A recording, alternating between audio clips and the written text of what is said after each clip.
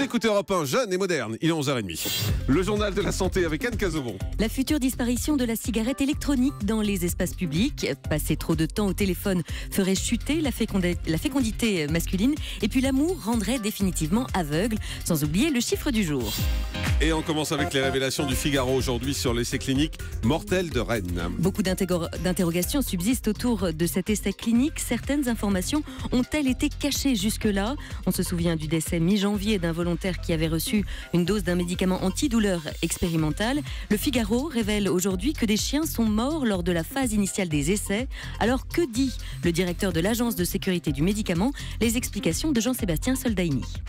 Non, c'est normal d'avoir cette mortalité chez les animaux. Il précise que non seulement des chiens sont morts au cours de ces essais, mais aussi un singe. C'est normal, dit-il, parce que les tests sur les animaux qui précèdent ceux effectués sur l'homme sont faits dans un seul but, déceler une éventuelle toxicité du produit, et que pour ça, les doses sont poussées au maximum. Dans ce cas, les scientifiques sont allés jusqu'à 600 mg de produit par kilo pour les animaux, alors que le patient qui est mort a reçu 50 mg, non pas par kilo, mais pour tout son organisme. La NSM insiste, ces essais sur l'animal autorisaient un passage au test sur l'homme.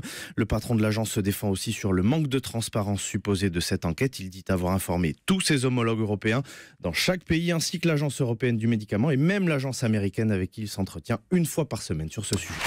L'interdiction de la cigarette électronique dans tous les lieux collectifs, c'est pour bientôt. Le Haut Conseil de la Santé publique demande à étendre son interdiction à tous les lieux affectés à un usage collectif, les cafés, les restaurants, les discothèques. En France, 1 million de personnes vapotent. Selon le Haut Conseil de la Santé publique, la e-cigarette pourrait aussi constituer une porte d'entrée dans le tabagisme. Le pic de l'épidémie de grippe attendu ces 2 prochaines semaines. Pour l'instant, le virus a touché plus de 750 000 personnes. Les spécialistes estiment qu'il est d'une gravité modérée cette année. Et puis, passer trop de temps au téléphone nuit à la fécondité masculine. Je répète, passer trop de temps au téléphone nuit à la fécondité masculine et à bien d'autres choses d'ailleurs. Oui, mais ça rend pas sourd. Non. Ah bon, d'accord, comme vous répétez, je me suis posé la question. Les hommes qui souhaitent devenir pères devraient donc limiter l'utilisation du smartphone. En effet, les heures passées au téléphone portable nuiraient à la qualité du sperme et à la fécondité masculine. C'est une étude publiée dans la revue reproductive Biomédecine qui nous l'apprend. Passer plus d'1 heure par jour au téléphone multiplierait par 2 le risque d'avoir un sperme de mauvaise qualité, et ce serait bien pire quand le téléphone serait en train de charger. L'amour rend-il vraiment aveugle? Oui, qu'est-ce qui vous rend heureux dans votre relation amoureuse? Voir votre partenaire comme il est vraiment, ou le voir comme vous souhaitez qu'il soit? Il n'y a que vous qui vous posez ces questions. Je me relève la nuit, justement. C'est ça, oui. Surtout. Arrêtez de téléphoner. Des chercheurs new-yorkais ont choisi et suivi 200 couples mariés durant 3 ans.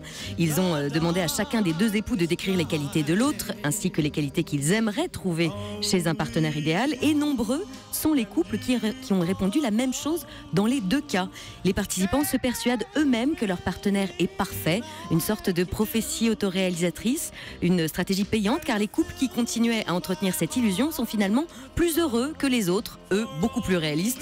Quand on attend beaucoup d'une personne, celle-ci aura tendance à s'adapter, adapter son comportement pour ne pas décevoir. Ça s'applique aux couples, mais visiblement également à la vie de bureau. Tiens.